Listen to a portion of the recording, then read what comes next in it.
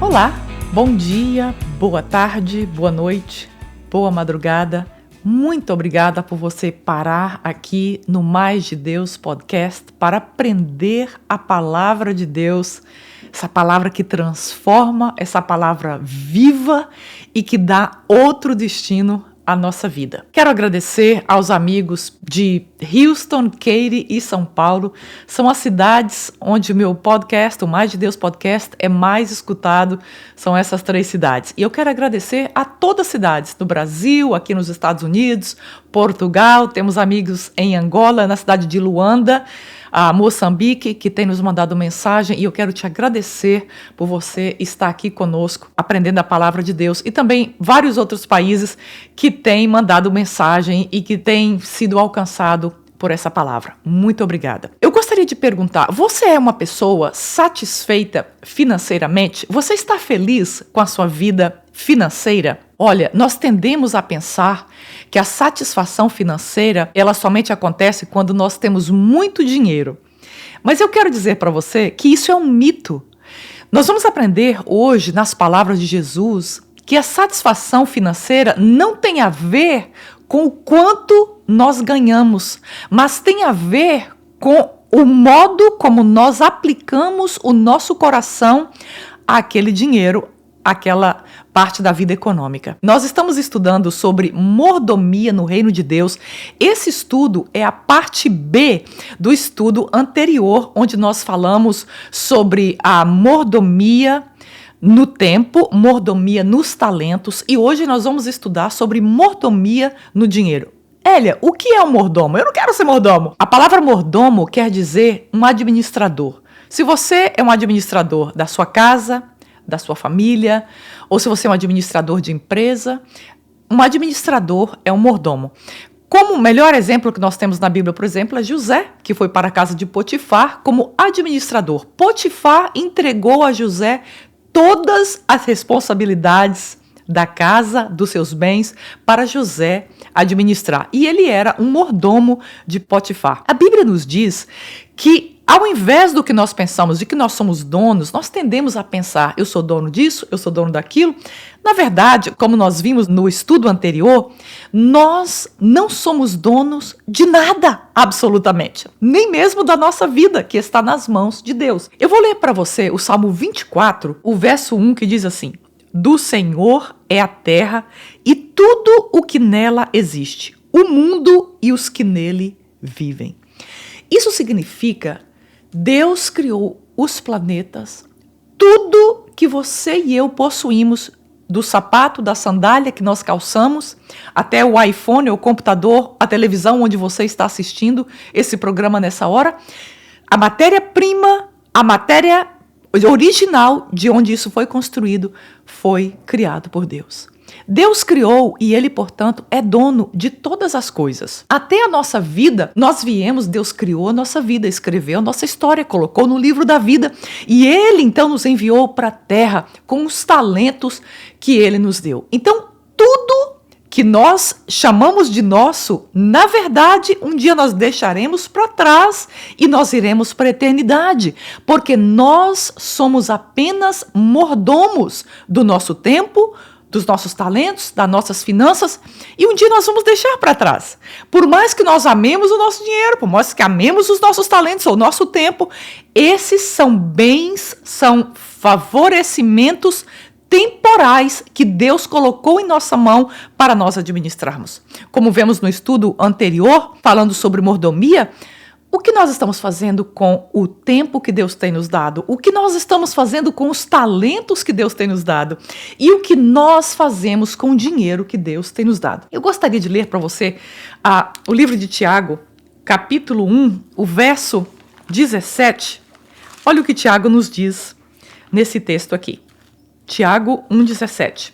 Diz assim: toda boa dádiva e todo dom perfeito vem do alto, descendo do Pai das luzes, que não muda como sombras inconstantes.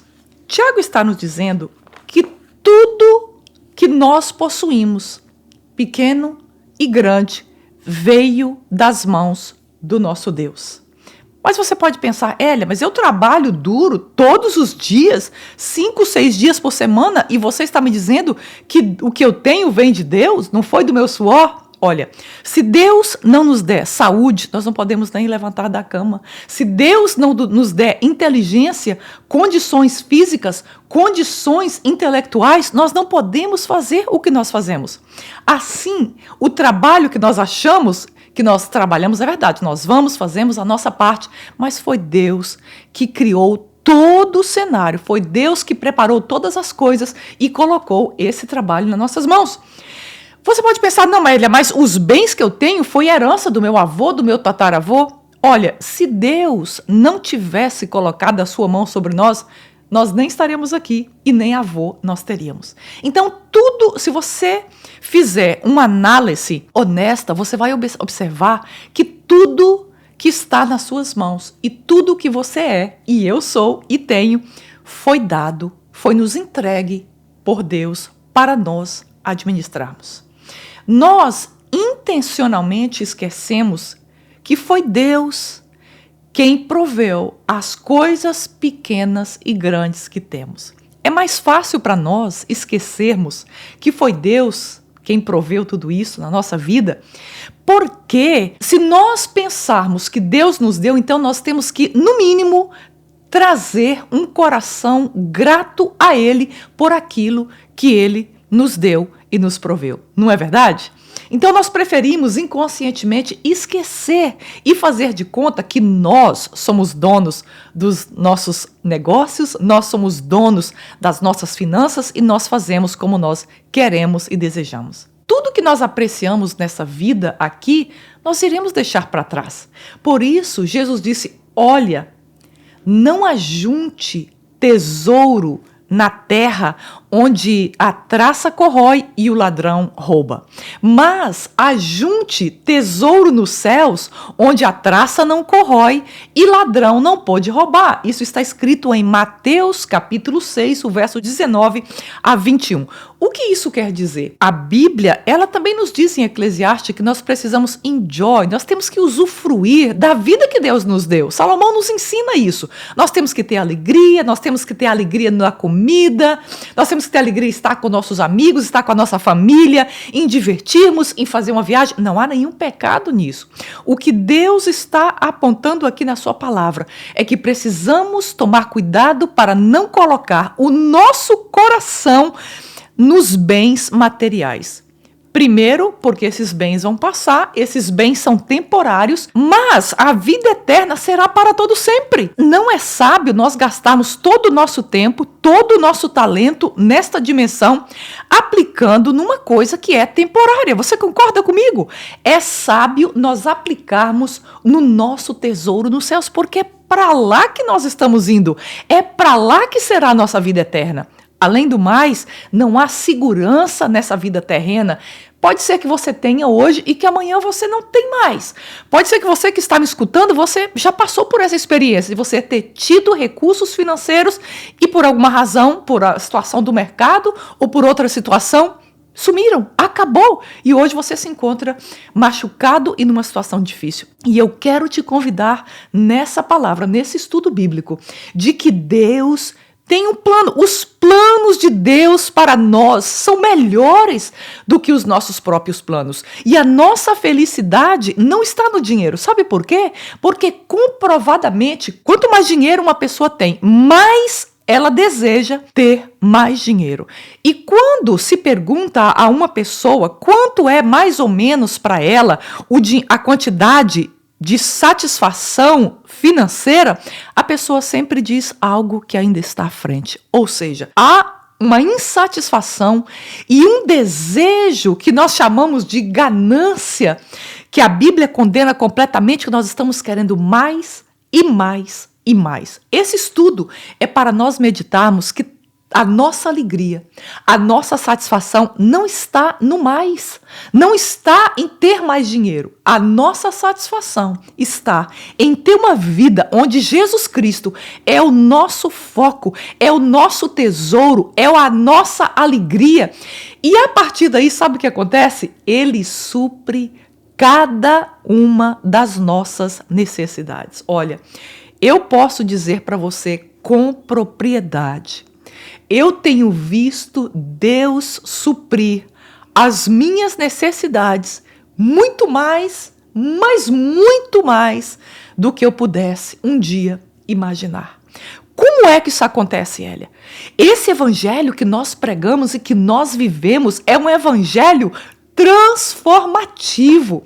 Quando nós pegamos a nossa vida financeira, e eu quero te convidar a isso, se você está frustrado ou frustrada, se você está cansado ou cansada de fazer as coisas e não dar certo, eu quero te convidar hoje a dizer: Deus, eu coloco nas tuas mãos a minha vida financeira, mas é para colocar e entregar de verdade. Então, quando nós temos dinheiro, nós glorificamos a Deus. E quando nós não temos dinheiro, nós glorificamos a Deus da mesma maneira.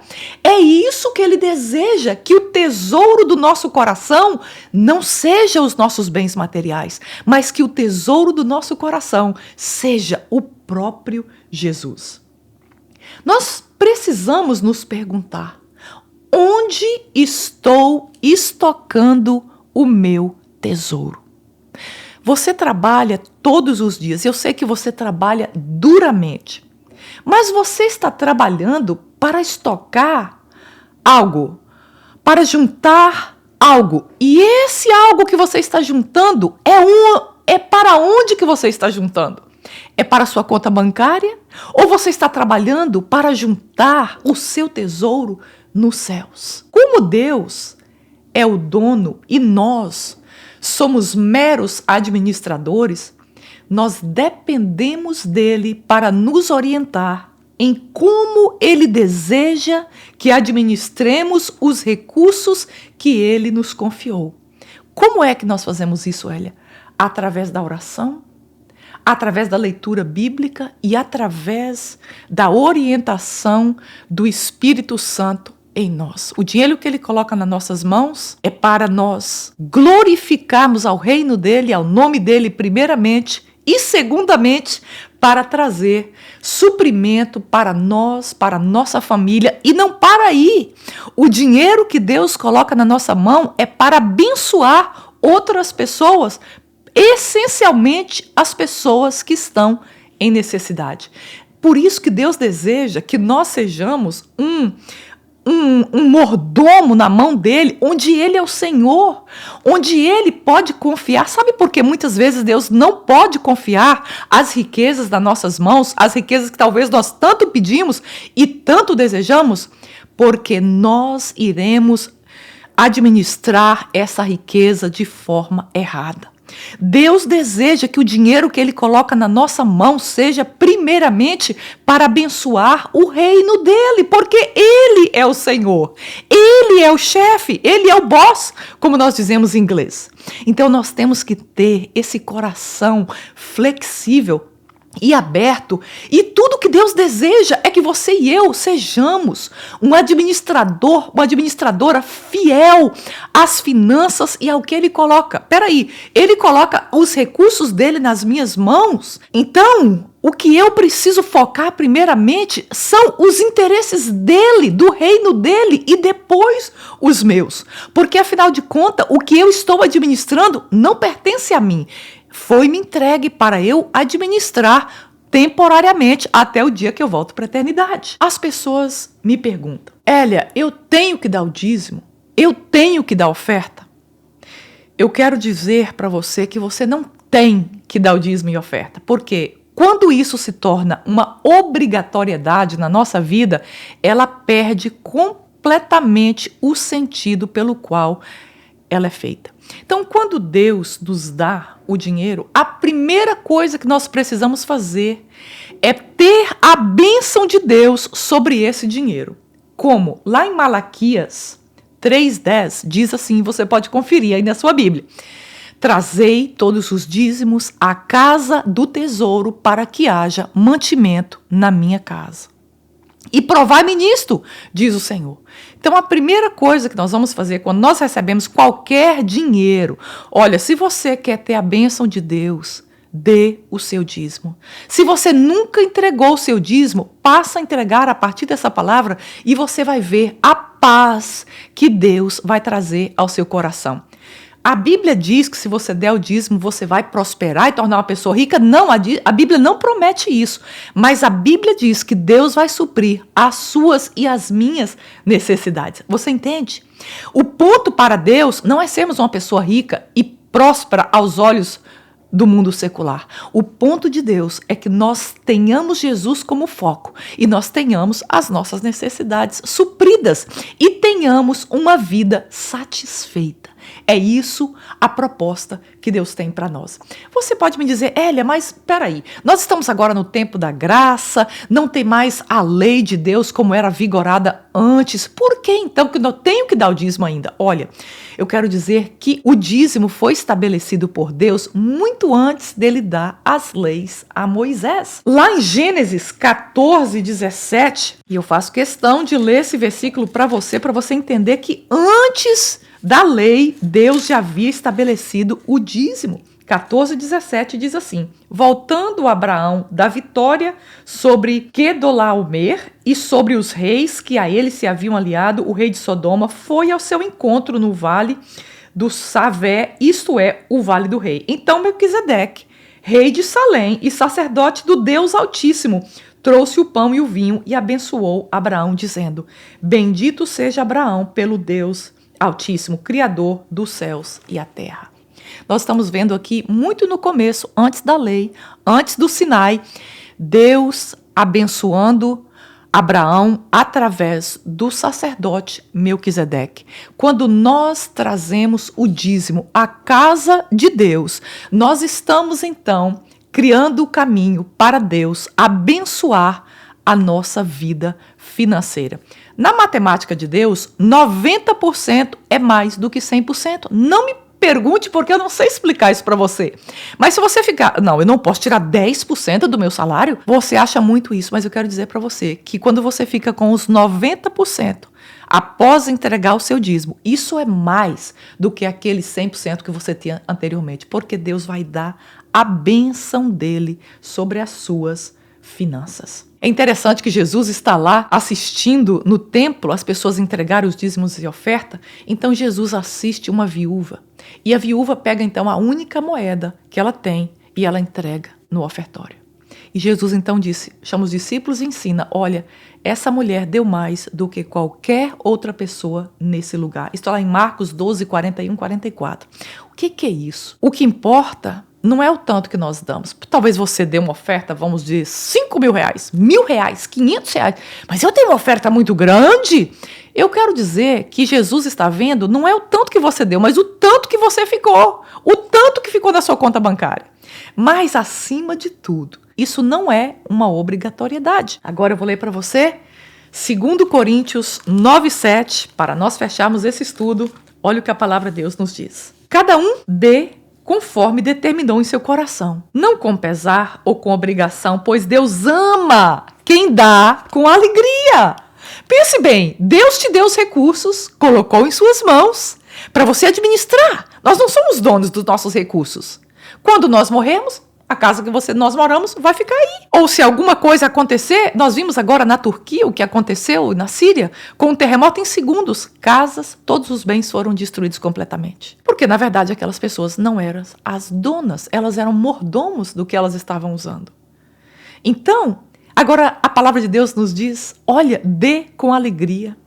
Querido, não há alegria maior na nossa vida do que nós entregarmos a nossa vida financeira, nossa vida econômica nas mãos dele e dizer, Deus, me ajuda a administrar os recursos que o Senhor me deu. E ele vai então começar a dar direção, ele vai dar provisão, ele vai dar satisfação, ele vai dar alegria ao seu coração. Não é isso que você quer? Não é isso que eu quero? Mas nós temos que ser fiéis mordomos. Alguns de nós, quando nós entrarmos no céu, imediatamente ele vai dizer, venha, venha, venha, servo bom e fiel. Mas outros de nós, ele vai olhar para nós e dizer, o que você fez com cada real, cada dólar, cada peso que eu coloquei na sua mão? O que você fez com os talentos que eu coloquei na sua mão? O que você fez com o tempo que eu coloquei na sua mão? De 365 dias por ano, 24 horas por dia. E o que nós iremos responder? Nós estaremos diante do dono, do Senhor de todas as coisas. Eu quero te convidar com essa aula hoje a se preparar. Entrega para Deus. Deixa Deus cuidar da sua vida, da sua família. Nós não precisamos ficar estressados, porque se Ele está cuidando, o estresse é dele e não nosso. Apenas descanse, que Deus vai suprir. Talvez por um tempo você não vai ter aquilo que você sonha ter, vestir como você gostaria de vestir, comer no restaurante que você gostaria.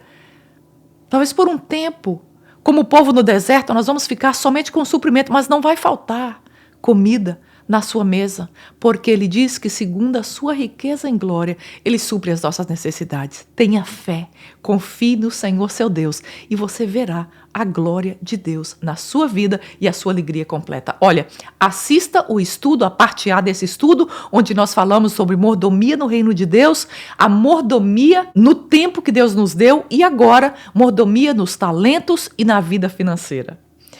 Obrigada, Deus, por esse dia, pela tua palavra, pela tua graça. Eu oro por essa pessoa que está me escutando. Deus, abençoa, que essa palavra fale ao coração desse irmão, dessa irmã, dessa família, Pai, e o Senhor transforme, porque a tua palavra nos transforma cada vez que ela entra no nosso coração.